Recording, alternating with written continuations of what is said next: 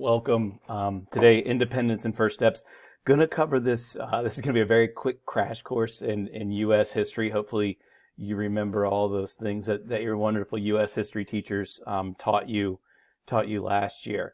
At the beginning part of the year, I'm pretty sure. So it's been a while, but we're going to hit a few things just that were really important and really set the stage for government and for our course. Targets, again, that you can explain the major ideas of the Declaration. You hopefully can do this already, including the unalienable rights, social contract theory, which we've talked about, and that you can also explain a few of the weaknesses. And I'm going to have you work on a chart on this. This is pretty important stuff. That what were the weaknesses, and how, as we get into the Constitution, how did the Constitution fix some of those weaknesses that the Articles had laid out? So we'll go ahead and get to it. But again, as I'll say at the end, if you have any questions, if you need anything, let me know. Shoot me an email or come see me in the room, and I will happily answer any questions. Some vocab words, not altogether that important, but from the reading, that really should be pointed out. So the road to independence, and it starts with the Albany Plan, and this is going to be a plan that they're going to ask the colonies to come together, and it's going to be proposed by Ben Franklin, and they're going to get together, and the plan itself is it makes sense. The plan itself it could work. They decide to not even take it to the Crown, and the British Board of Trade actually decided not to go forward with it and said it wouldn't work. So it was turned down. But Ben Franklin, way in 1754, way ahead of his time, it's like 40-some at this point, still kind of a senior man, but he's way ahead of his time, and had proposed this and made this grand proposal on something that could have possibly worked, but was turned down, and they are going to probably regret that. But nevertheless, he was way ahead of his time. And ultimately, you go fast forward, at Stamp Act Congress is going to be there. The Stamp Act Congress, basically, which was in response to the Stamp Act, was there, and people start to say, hey, if we can unite, because individually the states didn't have much power. They had written to the king, they had written to the government, said, hey, this isn't working for us. Really no reaction. They didn't get any reaction. Nothing came of it. So they thought, if we can unify and come together, all the colonies, or at least most of us, come together, our voice will be louder, and we can, urge the Crown or at least urge the government to do something, and at least respond to us. So they do get together, and the Stamp Act Congress comes together, and it does ultimately organize these committees of correspondence. It is going to be the beginning part of the organized resistance, and they're going to, again, it's going to organize, and it's going to be the beginning parts here. It's very important, because the fact that you've got a unifying voice. Fast forward again another 9 years here, and you're going to get to the First Continental Congress. This is going to be established because it's in response to the Intolerable Acts, or also known as the Coercive Acts. And you might remember some of these things, like British officials were going to be immune to any criminal persecution. They did close the Boston trade. Could not have any. They closed Boston, basically the ports, to any merchant shipping. Established this formal military rule in Massachusetts. Massachusetts was kind of the beginning part of this. And then it did also require the colonists to quarter British troops, which, again, you probably remember that as well. So in response to that, they're going to go with the First Continental Congress. Delegates from all the states show up except for Georgia. People always ask, well, why did Georgia not make it? Was there just too much traffic? No, there wasn't. There's a lot of different theories out there. I'm sure you could probably find one now, but I've always heard a couple different things. One was that in Georgia, they didn't have that many problems with the Crown, that they didn't view this relationship as too acrimonious. They were actually somewhat loyal, and some more loyalists there. Others said that they had, other things I had read and heard, is that they had actually had some problems on their western border with Native American tribes, and couldn't attend. They just had too much going on and too many things that they had to attend to locally for them to actually make it up. So they send these Declaration of Rights to King George, and they urge a boycott that's going to start, I think it's on December 1st of 1774. And they send that, and they urge this boycott. And King George, much like everything else, or most of the things he did, didn't really have much of a reaction at all. So Second Continental Congress is going to come together. They did leave the First Continental Congress knowing that, hey, we're going to have to get back together in a year. And they leave it. Second Continental Congress, delegates from all 13 of the colonies show up. 3 weeks prior to their meeting, the famous, the shots had been fired, shots heard around the world were fired in Lexington and Concord. The general had gone up there and at a armory or militia area encountered some colonists, and they opened fire, and that's going to begin the war. What did the Second Continental Congress do? Oh, not much. Actually, it did. It raised a Continental Army, named George Washington as its commander-in-chief. Eventually, it's going to adopt the Declaration of Independence. And this was your national government. I mean, this was it. This was what it was made up of this national government until the adoption of the Articles of Confederation in 1781. So what did the Second Continental Congress do? Quite a bit. It was very successful, and it's going to hold on there until the Articles of Confederation are going to be adopted in 1781.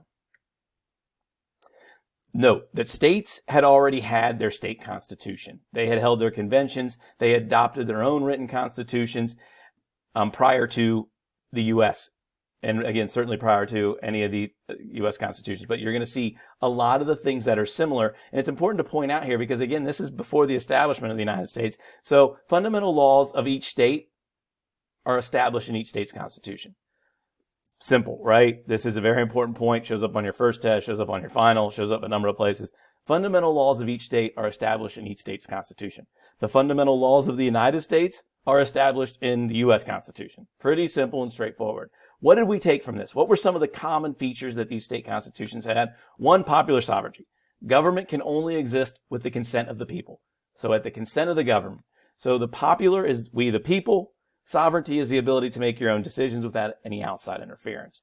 Government can only exist with the consent of the people. Limited government. Power of the government has restrictions. They must respect individual rights and liberties. Civil rights and liberties, the people have certain rights, and the government must respect these. Again, no unlimited government. So limited government, civil rights and liberties. Separation of powers. The power of the government is going to be divided amongst 3 branches. Obviously very important. We're going to see this being adopted by the larger Constitution into the 3 branches, the legislative, executive, and judicial. And then the checks and balances. Checks and balances. Each branch has a way to control the power of the others. And we'll see a lot more of this when we get into the U.S. Constitution. But each branch has a way to control the power of the others, basically check their power. Again, these same first steps, as you can see listed right there, popular sovereignty, limited government, civil rights and liberties, all right there.